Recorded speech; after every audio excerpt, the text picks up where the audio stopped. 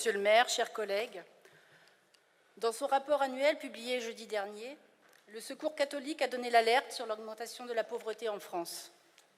40% des ménages précaires sont aujourd'hui dans l'incapacité de couvrir les besoins les plus essentiels de leur famille. 12% de la population doit faire appel à l'aide alimentaire. 10 millions. 10 millions de pauvres en France. Toujours selon ce rapport, c'est le seuil dramatique que notre pays franchira d'ici la fin de l'année 2020. Au-delà de ses conséquences sur la santé, il est désormais établi que la crise sanitaire a également généré une crise sociale de grande ampleur et a conduit, cette année, à une grave augmentation de la pauvreté dans notre pays. Depuis le début de la pandémie, le nombre de bénéficiaires de l'aide alimentaire a explosé.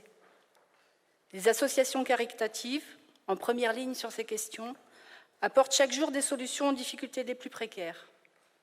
La crise n'est pas terminée, mais déjà, elles enregistrent plus de 8 millions de bénéficiaires. Triste record.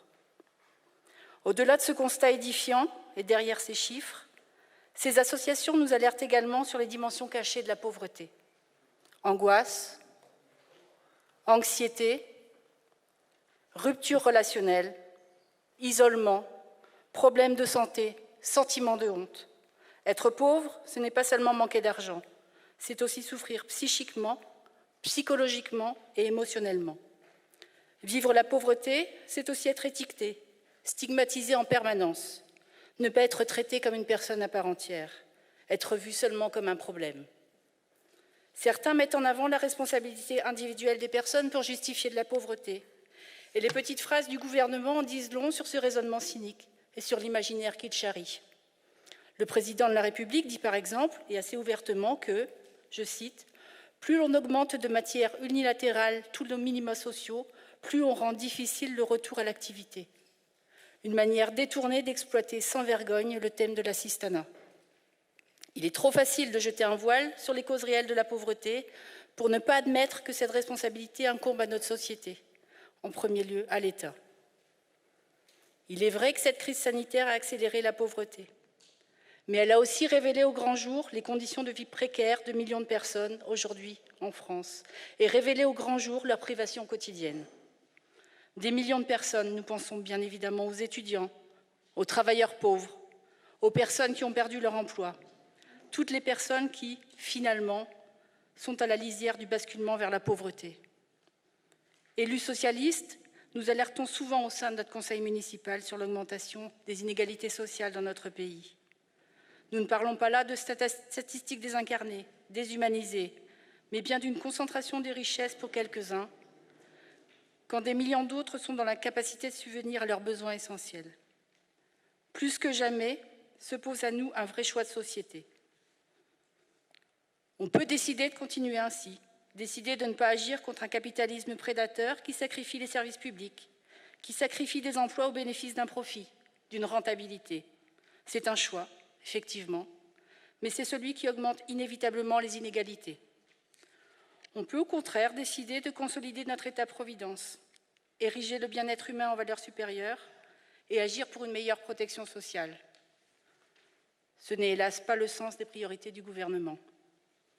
Avec sa réforme de l'assurance chômage, réforme extrêmement brutale et violente qui n'a pour but que de durcir le droit d'accès à l'assurance chômage, d'abaisser le montant des allocations pour plus de la moitié des chômeurs aujourd'hui, ce gouvernement s'enferre en effet dans cette vision libérale.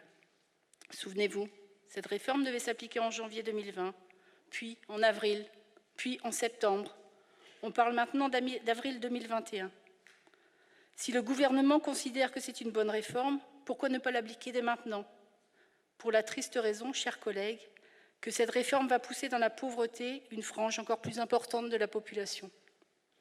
Le ministre de l'économie, interviewé ce matin sur les ondes nationales, expliquait d'ailleurs assez simplement comment les réformes engagées par le gouvernement allaient permettre de rééquilibrer les dépenses du pays. De même, au-delà des effets d'annonce sur sa stratégie contre la pauvreté, on trouve très peu de mesures pour les pauvres dans le projet de loi de finances 2021. Dans son plan de relance sorti en septembre, l'aide aux plus précaires représente moins de 1% du budget alloué. Face à cette crise inédite, il nous semble, élus socialistes, que ce plan devrait au contraire activer des mécanismes de solidarité pour les plus démunis. Les parlementaires socialistes ont d'ailleurs fait des propositions en ce sens. Abrogation de l'assurance chômage, revalorisation des APL, revalorisation du RSA dès 18 ans et moratoire sur les frais bancaires pour les plus démunis. Les députés socialistes Boris Vallaud et Hervé Solignac ont lancé une consultation citoyenne afin de co-construire une proposition de loi sur l'aide individuelle à l'émancipation solidaire. Cette aide serait composée d'un revenu pour tous dès 18 ans et serait versée automatiquement, sans condition et de manière dégressive en fonction des revenus.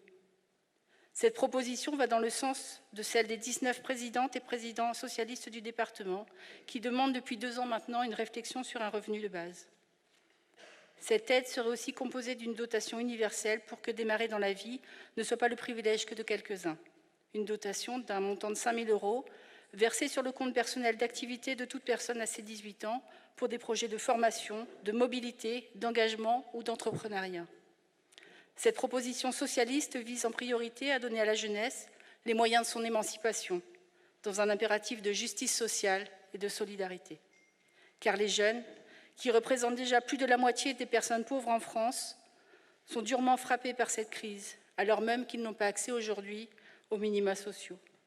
Mes chers collègues, il serait grand temps que le gouvernement prenne conscience, avec l'année que nous venons de vivre, que la grande colonne vertébrale de notre société, c'est l'État social. Il serait grand temps de tirer les leçons de cette crise sanitaire, économique et sociale, pour garantir le bien-être collectif qui nous fait tant défaut aujourd'hui. Je vous remercie.